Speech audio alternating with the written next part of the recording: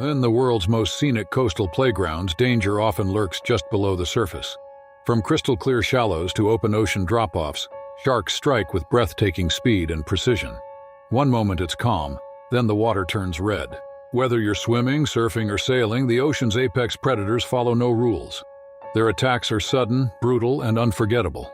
In this video, we uncovered terrifying shark attacks that turned moments of joy into chaos and tragedy. In March 2005, the remote coastline near Port Lincoln, South Australia, stretched endlessly along the Great Australian Bight. This particular stretch of coast was notorious among locals for its unpredictable tidal patterns and jagged limestone formations that created numerous hidden coves and inlets. The area had served as a shipping route for over a century, with several documented shipwrecks dotting the seabed. Marine biologists often cited this region as a natural hunting ground for great white sharks, drawn by the abundant seal colonies that populated the rocky outcrops during breeding season. Barnaby Thorne, a 42-year-old mining engineer from Adelaide, had planned what he believed would be a perfect family getaway with his wife Cordelia, 38, and their two children, 14-year-old Quintus and 11-year-old Delphine. The family had rented a small coastal cottage for the Easter holidays, hoping to escape the increasing pressures of city life. Barnaby had grown up near the ocean and considered himself an experienced swimmer, though he had never ventured into these particular waters before. The morning began with deceptively calm conditions. The local weather station had predicted moderate winds and normal tidal activity, but failed to account for the unusual atmospheric pressure system moving in from the Southern Ocean. By mid-morning, the Thorne family had made their way down a steep cliff path to a secluded cove that appeared perfect for swimming. The water looked inviting, crystal clear with a sandy bottom visible about 10 feet down. What the family failed to recognize was that they had chosen to swim during the incoming spring tide, which occurred only twice monthly when the moon's gravitational pull created the most extreme tidal variations. The narrow entrance to the cove, which had seemed easily manageable when they arrived, began to fill rapidly with surging water. Within 20 minutes, the gentle waves had transformed into a churning mass of white water that effectively sealed off their exit route. Barnaby was the first to notice their predicament when he attempted to guide his family back toward the rocky pathway they had used to descend. The water level had risen nearly 4 feet, completely submerging the lower rocks they had used as stepping stones. He told his wife that they would need to wait for the tide to recede, estimating it would take perhaps an hour based on his limited knowledge of tidal patterns. Cordelia gathered Quintus and Delphine closer to the center of the cove, where a small sandy area remained above water. The children, initially excited by their unexpected adventure, began to grow nervous as the waves continued to build around them. Delphine mentioned that the water felt unusually cold against her legs, a detail that would later prove significant to investigators trying to understand the attack. Unknown to the family, the rising tide had created a perfect feeding corridor for a mature female great white shark, approximately 16 feet in length, that had been tracking a pod of fur seals along the coastline. The shark had followed the seals into the deeper channel that connected to their cove, and the increasing water depth now provided adequate hunting space for the massive predator. The attack began at approximately 11:47 a.m., when Barnaby, still trying to find an escape route, waded into deeper water near the cove's eastern wall. The shark struck from below with devastating force, its jaws clamping down on his left thigh with an estimated bite pressure of over 4,000 pounds per square inch. Barnaby disappeared beneath the surface for several seconds before the shark released him, his agonized cries echoing off the limestone walls. Cordelia immediately began screaming for her children to climb onto the highest rocks they could find, but the shark had already identified multiple targets in the confined space.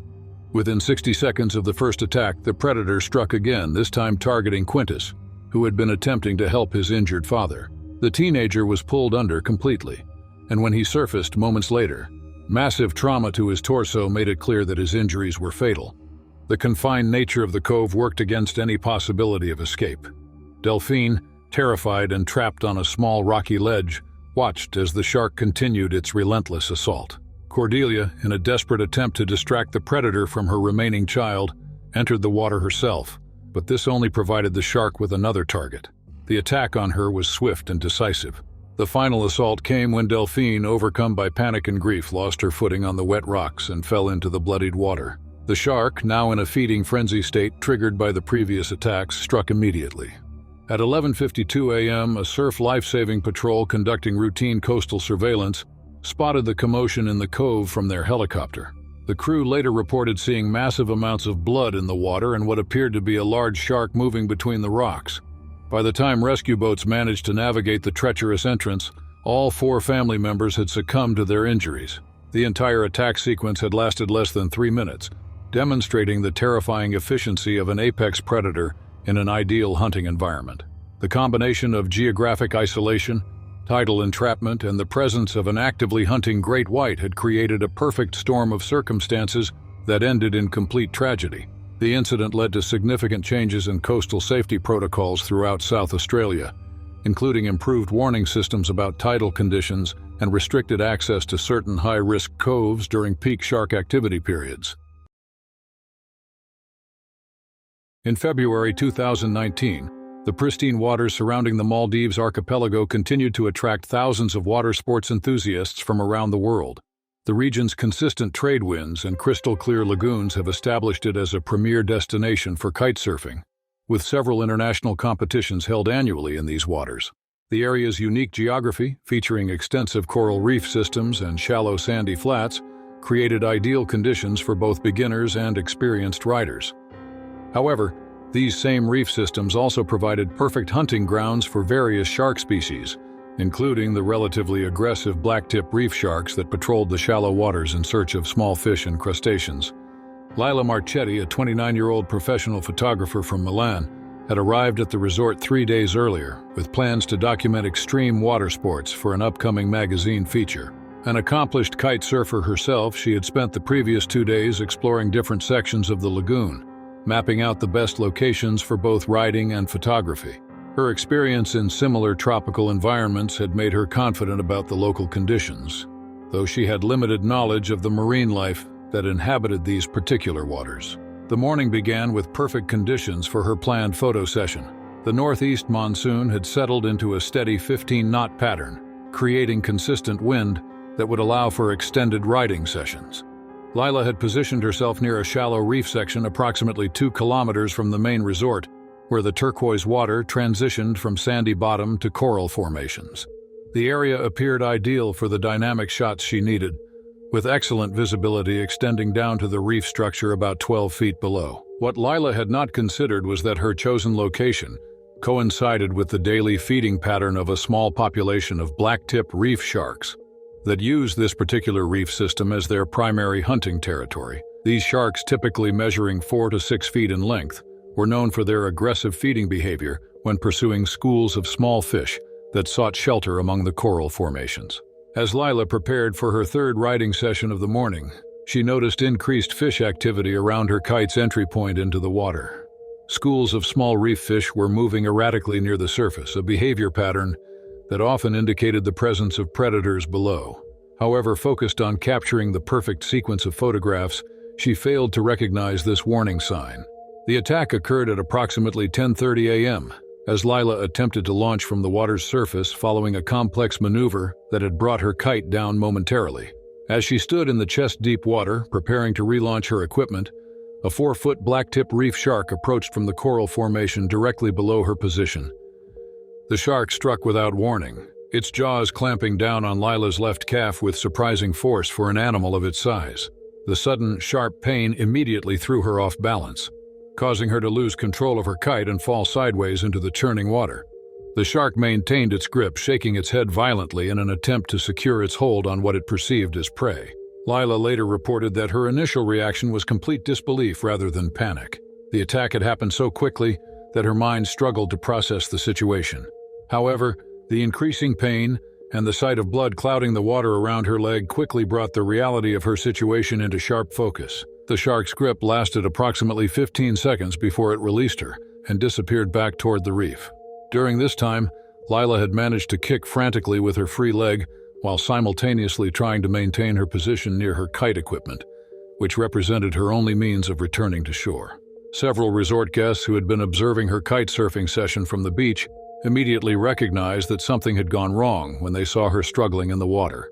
A rescue boat was dispatched within minutes, reaching her position just as she managed to climb onto her kiteboard, using her upper body strength alone. The bite had created deep lacerations along her calf muscle, requiring immediate medical attention to prevent infection and assess potential damage to underlying structures. Resort medical staff applied emergency treatment before arranging for her evacuation to a facility equipped for trauma surgery. Lila's recovery required 3 weeks of intensive treatment, but she retained full use of her leg and eventually returned to professional kite surfing. She later described the incident as a reminder that even experienced water sports athletes must remain aware of their environment and the potential dangers that exist beneath seemingly peaceful tropical waters. In August 2020, the waters off the southern coast of Spain near the Strait of Gibraltar had become increasingly notorious among sailing communities for a disturbing new phenomenon. Marine biologists had begun documenting unusual aggressive behavior from local orca populations, with several documented incidents of these massive marine mammals deliberately targeting sailing vessels. The area, historically known as one of Europe's premier sailing destinations, connected the Mediterranean Sea to the Atlantic Ocean through a narrow channel that funneled both commercial and recreational marine traffic into predictable corridors. The Reynolds family had chartered a 50-foot Gino sailboat for what was intended to be a celebration of Patriarch Edmund Reynolds' 60th birthday. Edmund, a retired investment banker from London, had invited his extended family for a week-long sailing adventure that would take them from Gibraltar through various Spanish coastal towns. The group included his wife, Prudence, their 2 adult children, Maximilian and Cordelia, along with their respective spouses and 3 grandchildren ranging in age from 8 to 14. Captain Torres Villanueva, a local sailing instructor with over 20 years of experience in these waters, had been hired to guide the family through their journey. Villanueva had heard rumors of unusual orca activity, but had dismissed most reports as exaggerated accounts from inexperienced sailors who had misinterpreted normal whale behavior. The incident began at approximately 6:15 p.m. as the vessel approached a position roughly 15 nautical miles southwest of Tarifa. The family had gathered on deck to watch the sunset, with several members taking photographs of the dramatic coastal scenery. Weather conditions were ideal, with light winds and calm seas providing perfect visibility in all directions. Villanueva first noticed the distinctive dorsal fins approximately 200 meters off the starboard bow. His initial reaction was excitement rather than concern, as orca sightings were considered a highlight of any sailing expedition in the region. He pointed out the approaching pod to his passengers, who gathered eagerly at the rail with cameras and binoculars. The first impact came without warning at 6:23 p.m. The entire boat shuddered as something struck the rudder assembly with tremendous force, causing the steering wheel to jerk violently in Villanueva's hands. The captain immediately recognized that this was not normal investigative behavior from curious marine mammals. Below deck, the sudden impact sent wine glasses and dinner preparations crashing to the cabin floor. The 3 grandchildren, who had been playing a board game at the main salon table, began crying as the boat lurched unpredictably. Maximilian Reynolds rushed to secure loose items while his wife, Beatrice, attempted to calm the frightened children. A second strike followed within 30 seconds, this time delivered with even greater force. Villanueva later estimated that at least 2 adult orcas, each measuring approximately 20 feet in length, were coordinating their attacks on the vessel's steering system. The steering mechanism became completely unresponsive, leaving the boat drifting helplessly in the current. Villanueva immediately shut down the engine, following emergency protocols he had learned from other captains who had experienced similar encounters. He radioed the Coast Guard, reporting their position and requesting immediate assistance. However, the nearest rescue vessel was over an hour away, leaving the family trapped in an increasingly dangerous situation. The orcas continued their assault for the next 55 minutes, delivering periodic strikes to the rudder assembly and occasionally ramming the hull near the waterline. Each impact sent vibrations throughout the vessel, causing additional damage to equipment and fixtures. Edmund Reynolds later reported that the persistent attacks created a psychological terror that was far worse than the physical danger, as the family had no way to predict when the next strike would come. During the longest period of sustained attack, lasting approximately 15 minutes, the orcas appeared to be working in coordination. One animal would strike the rudder while others positioned themselves along the port and starboard sides of the vessel, preventing any possibility of escape, even if the steering had been functional. The youngest grandchild, 8-year-old Ophelia, became hysterical during this phase of the encounter, convinced that the boat was going to sink. Her grandfather, Edmund, attempted to distract her by pointing out that the orcas were not actually trying to damage the hull itself, suggesting that their behavior was territorial rather than predatory. As suddenly as the attacks had begun, they ceased completely at 7:18 p.m. The orcas disappeared beneath the surface and were not seen again. Villanueva speculated that the pod had simply lost interest in the vessel once they had established their dominance over the territory. The Coast Guard arrived 45 minutes later and towed the disabled sailboat back to Gibraltar Harbor. Inspection revealed extensive damage to the rudder assembly, requiring several days of repairs before the vessel could return to service. The Reynolds family completed their vacation using land-based accommodations, though Edmund later admitted that the encounter had fundamentally changed his relationship with the ocean and his confidence in sailing as a recreational activity. In July 2021, a popular stretch of Florida's east coast continued to draw surfers from across the southeastern United States.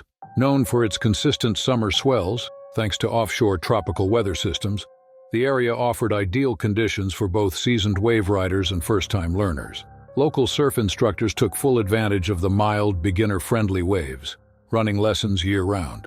But the same warm waters and dense schools of baitfish that made the coast a surfing hotspot also attracted various shark species, including spinner sharks that migrated northward each summer. One well-established surf school had operated beginner lessons from this beach for over 15 years without a single serious marine life incident. Tobias Kellerman, a 34-year-old former professional surfer from California, had moved to Florida to train novices in what he believed to be one of the safest coastal environments. His approach to instruction focused on gradual skill building, keeping students in shallow waters until they were fully confident with their gear. On this particular morning, Kellerman was conducting a lesson with 8 beginning students, ranging in age from 12 to 45. Among the group was Dashiell Pemberton, a 16-year-old from Orlando, who had convinced his parents to allow him to take surfing lessons during their family vacation.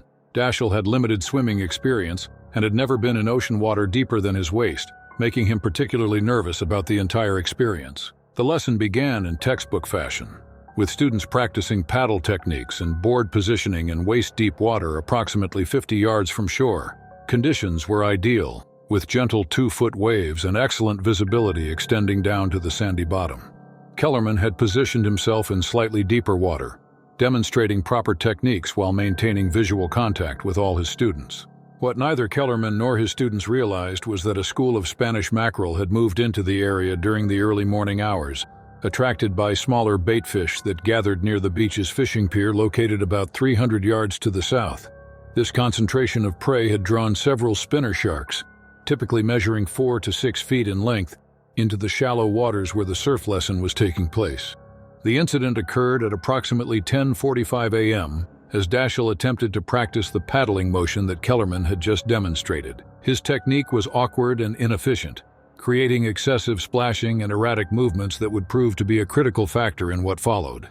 A 5-foot spinner shark, hunting in the murky water stirred up by the surf, was attracted by the irregular vibrations created by Dashiell's uncoordinated paddling. The shark approached from below, initially investigating what it perceived as a distressed fish or marine animal. When Dashiell kicked his legs harder to maintain his position on the board, the sudden movement triggered the shark's predatory instincts. The spinner shark struck with remarkable speed, its jaws clamping down on Dashiell's left ankle with sufficient force to penetrate both his rented wetsuit and the underlying flesh. The attack lasted approximately 8 seconds, during which the shark maintained its grip while shaking its head in the characteristic feeding motion that gave spinner sharks their name. Dashiell's screams immediately alerted Kellerman and the other students, who watched in horror as blood began clouding the water around the teenager's position. Kellerman reacted with the efficiency that came from years of ocean safety training. He reached Dashiell's position within 15 seconds, using his own surfboard to create a barrier between the student and the shark, which had released its grip and was circling in the bloodied water. 2 other students, following Kellerman's shouted instructions, helped pull Dashiell onto a nearby board, while the instructor maintained his protective position. The bite had created deep lacerations along Dashiell's ankle and lower calf, with the shark's serrated teeth having torn through muscle tissue and damaged several small blood vessels. However, the attack had missed any major arteries, preventing the massive blood loss that could have made the injury life-threatening. Kellerman and his students managed to transport Dashiell to shore within 5 minutes of the attack, where beachgoers with medical training immediately began applying pressure to control the bleeding. Emergency medical services arrived 12 minutes later, beginning treatment that would ultimately require 43 stitches and several weeks of physical therapy.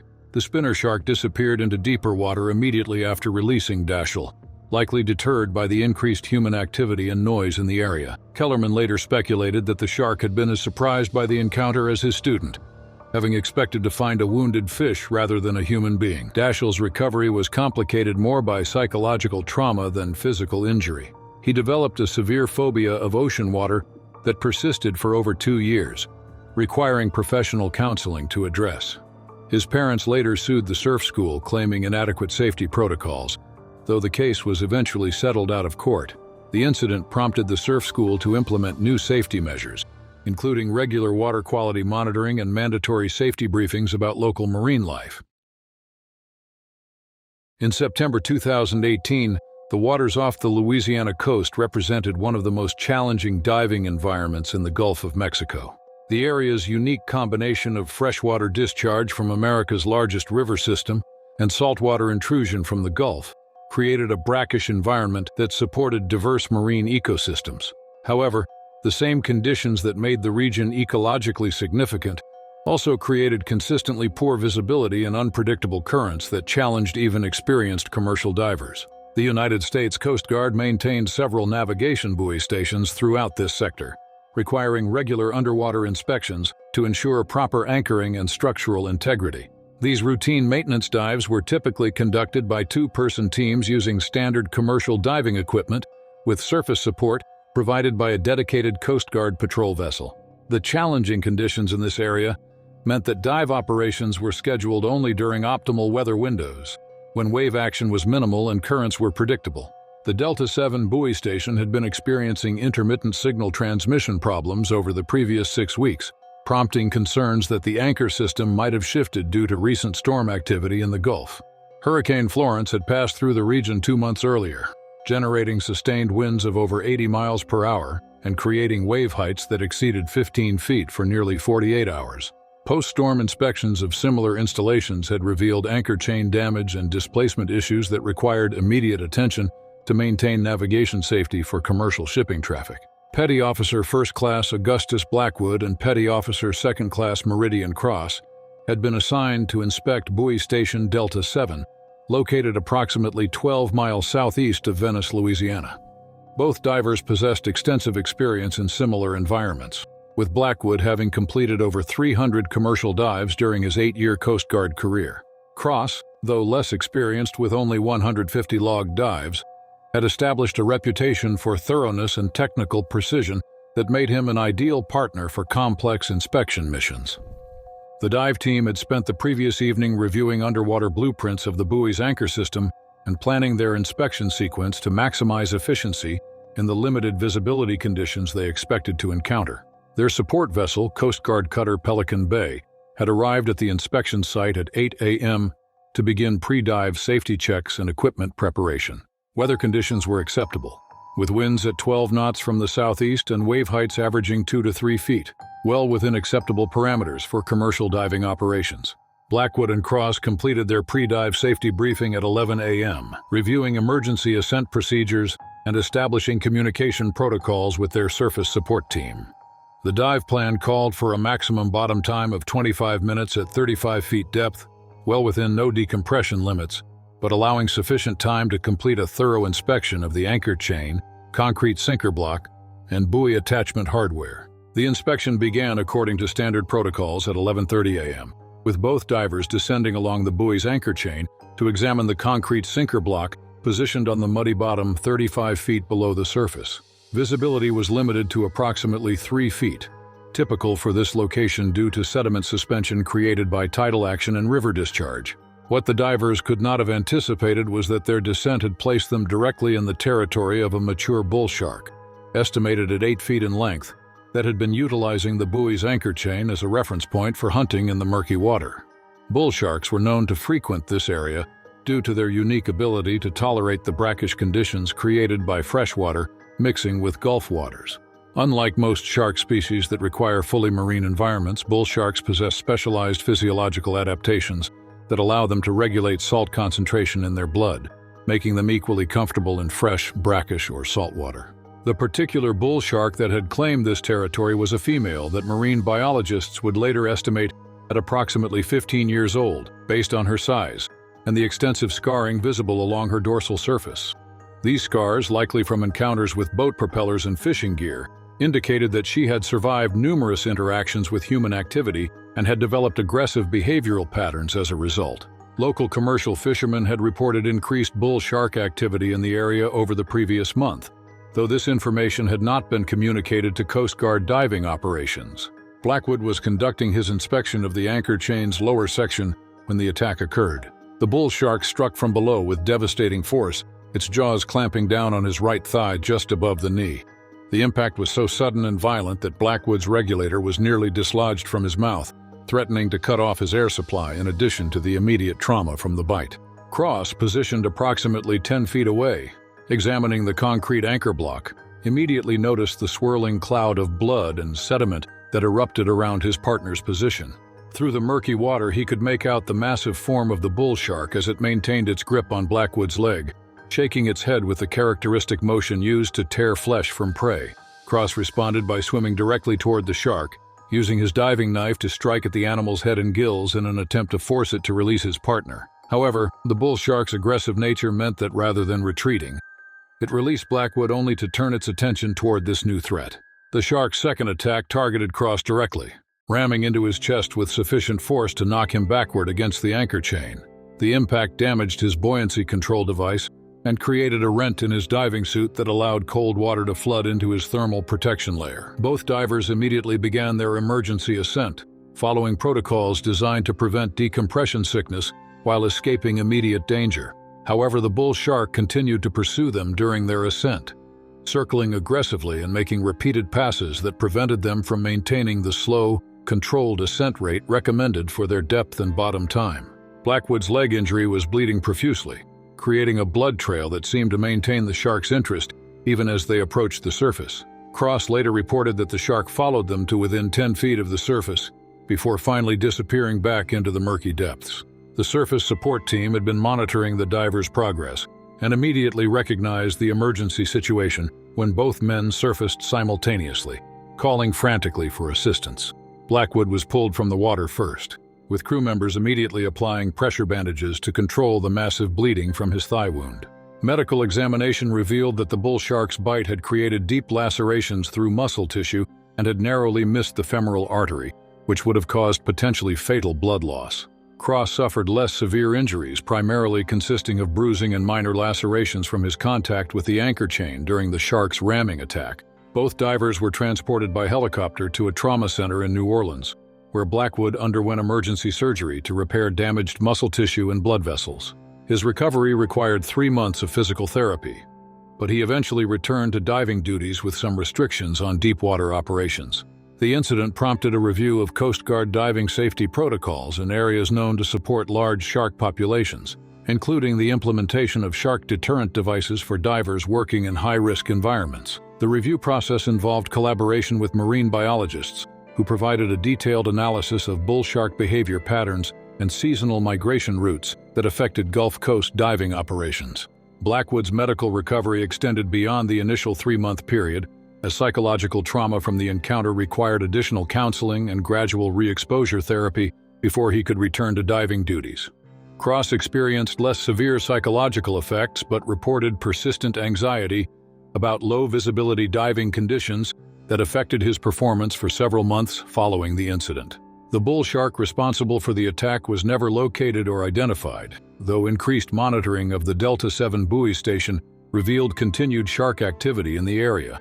Marine biologists theorized that the buoy's anchor chain created an artificial reef structure that attracted small fish and crustaceans, which in turn drew predatory species like bull sharks to use the location as a regular hunting ground.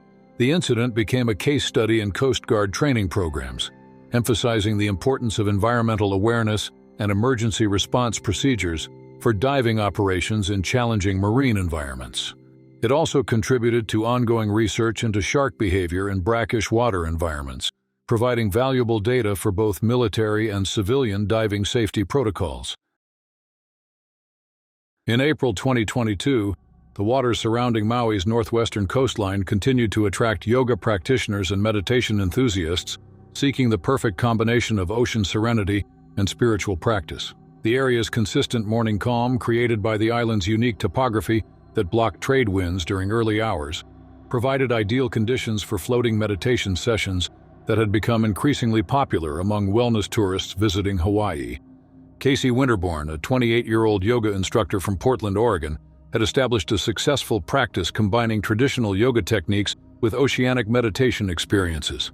Her specialized floating sessions, conducted on oversized paddleboards in pristine Hawaiian waters, had attracted attention from several wellness magazines and had built a devoted following among clients seeking alternative spiritual experiences. Her background included certifications in multiple yoga disciplines, advanced swimming qualifications, and extensive experience in ocean safety protocols that she had developed through years of coastal practice in Oregon's challenging Pacific waters. The business model Casey had developed combined her expertise in traditional hatha and vinyasa yoga with what she termed aquatic mindfulness, a practice that utilized the ocean's natural rhythms to enhance meditation depth and spiritual awareness. Her client base included celebrities, professional athletes, and wellness enthusiasts who were willing to pay premium rates for her unique approach to ocean-based spiritual practice. Casey had arrived in Maui 3 weeks earlier to conduct an intensive retreat program, but had also planned to document her own practice for a series of instructional videos that would expand her business into online wellness coaching. Her morning routine involved paddling approximately half a mile from shore to reach waters deep enough to provide complete isolation from beach activity, while maintaining the visual connection to land that many clients found psychologically important. The retreat program she was conducting had attracted 12 participants from across the United States, each paying over $3,000 for the week-long intensive experience. Her choice of Maui's northwestern coastline was based on extensive research into water conditions, marine traffic patterns, and seasonal weather variations that would provide optimal conditions for her specialized practice. Casey had spent considerable time consulting with local marine biologists, fishing guides, and Coast Guard personnel to identify locations that offered both the spiritual atmosphere she sought and reasonable safety considerations for her clients. The specific area she had selected for her personal practice sessions was located approximately 2 miles north of the popular tourist beaches, in waters that remained relatively undisturbed by commercial boat traffic or recreational water sports activities. Local surfers occasionally used nearby breaks, but the deep water channel Casey preferred was generally avoided by other ocean users due to its distance from shore and lack of wave activity. The location she had chosen for this particular session was a deep water channel that separated Maui's main coastline from a smaller offshore reef system. Local fishing guides knew this area as a natural corridor for pelagic species, including several types of sharks that use the channel as a hunting route while traveling between deeper ocean waters and the shallow reef systems where smaller fish congregated. The channel's depth varied from 80 feet near the reef edge to over 200 feet in its center, creating thermal layers and current patterns that attracted diverse marine life. Recent marine surveys have documented increased tiger shark activity in this general area during April and May as mature females moved through Hawaiian waters during their reproductive cycle. However, this information was primarily distributed through scientific channels and had not reached the recreational water sports community or wellness tourism operators like Casey. Casey's paddleboard was a custom-designed 12-foot model specifically engineered for yoga practice, with enhanced stability features and a specialized deck surface that provided grip even when wet. The board's bright yellow color had been chosen both for aesthetic reasons and for visibility purposes, though this decision would later prove significant in ways Casey had not anticipated. Casey began her session at 6:15 a.m., timing her departure to reach the optimal position just as the sun cleared Maui's eastern mountains. The water was exceptionally calm, with virtually no wind and surface conditions that created almost perfect reflection of the sky above. Visibility was excellent, extending down through the clear water to depths that disappeared into blue-black darkness approximately 60 feet below her board. What Casey had not considered was that her chosen location coincided with the daily hunting pattern of a mature female tiger shark, measuring approximately 12 feet in length, that regularly patrolled this channel during early morning hours. Tiger sharks were known for their opportunistic feeding behavior and their willingness to investigate any unusual disturbance in their territory. This particular individual had been tagged by marine researchers 18 months earlier. During a study of tiger shark migration patterns around the Hawaiian Islands, though Casey was unaware of this scientific activity in the area. The tiger shark, designated as TH47 in research databases, had established a regular hunting route that took her through this channel during the pre-dawn and early morning hours, when smaller sharks and rays moved between deep water resting areas and shallow feeding grounds. Her hunting pattern had been documented through satellite tracking technology, showing remarkable consistency in her daily movements over several months. The attack began at 6:42 a.m., as Casey was transitioning from a seated meditation position to a prone floating posture that would allow her to photograph the sunrise reflection on the water's surface. The tiger shark approached from directly below, attracted by the unusual silhouette of the paddleboard and the rhythmic movements Casey was making as she adjusted her position. The shark's initial strike targeted the underside of the paddleboard with tremendous force, lifting Casey and her equipment partially out of the water. The impact cracked the board's fiberglass construction and created a spiderweb pattern of damage that immediately compromised its buoyancy and structural integrity. Casey later described her first sight of the tiger shark as absolutely surreal, like encountering a prehistoric creature that had somehow survived into the modern world. The shark's distinctive striped pattern was clearly visible in the clear water as it surfaced beside her damaged board, its black eyes reflecting an intelligence that seemed to be evaluating her as potential prey. The shark's second investigation was more aggressive, nudging the board with sufficient force to tip Casey into the water. She found herself floating less than 8 feet from the massive predator, close enough to observe the intricate details of its scarred hide and the rows of serrated teeth that were partially visible behind its slightly opened jaws. Casey's survival instincts overcame her initial paralysis, and she managed to grab the edge of her damaged board and pull herself partially back onto its surface. However, the tiger shark remained in the immediate area, circling slowly and maintaining what appeared to be an active interest in both Casey and her equipment. During this time, Casey suffered a deep laceration on her left calf from contact with the shark's rough skin, though she was unaware of the injury until she noticed blood in the water around her position. The sight of her own blood seemed to intensify the shark's interest, prompting it to make several more close passes around the damaged board. The encounter lasted approximately 8 minutes before the tiger shark finally moved away into deeper water, apparently losing interest in what had proven to be an unsatisfactory potential meal. Casey remained motionless on her board for several additional minutes, afraid that any movement might attract the predator's attention again. Her return journey to shore required 45 minutes of careful paddling on the severely damaged board, with Casey constantly scanning the water around her for any sign of the tiger shark's return. Every shadow, every change in watercolor, every piece of floating debris triggered intense anxiety that the predator was approaching for another investigation. Casey reached the beach in a state of exhaustion and shock, with her calf wound requiring immediate medical attention. The injury required 18 stitches and several weeks of healing, but caused no permanent damage to muscle or nerve function.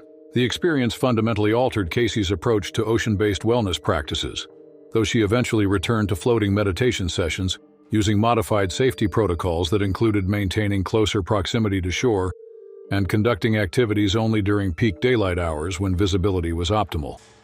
Her recovery process included extensive consultation with marine biologists, who helped her understand tiger shark behavior and develop risk assessment procedures for future ocean-based activities. The psychological impact of the encounter extended beyond Casey's practice, affecting her ability to guide clients in ocean environments for several months following the incident. She eventually developed a modified teaching approach that incorporated her shark encounter experience as a lesson in respecting marine environments and understanding the risks inherent in ocean-based spiritual practices. Marine biologists who later reviewed Casey's account noted that her calm response during the encounter likely prevented a more serious outcome, as erratic movements or panic-driven behavior might have triggered additional investigative behavior from the tiger shark. The incident contributed to ongoing research into human-shark interactions in Hawaiian waters and influenced recommendations for recreational ocean users operating in areas known to support large shark populations. Casey's experience also highlighted the importance of comprehensive marine safety training for wellness industry professionals who conduct ocean-based activities, leading to the development of specialized certification programs that combine traditional ocean safety protocols with awareness of marine predator behavior and risk assessment techniques specific to the wellness tourism industry.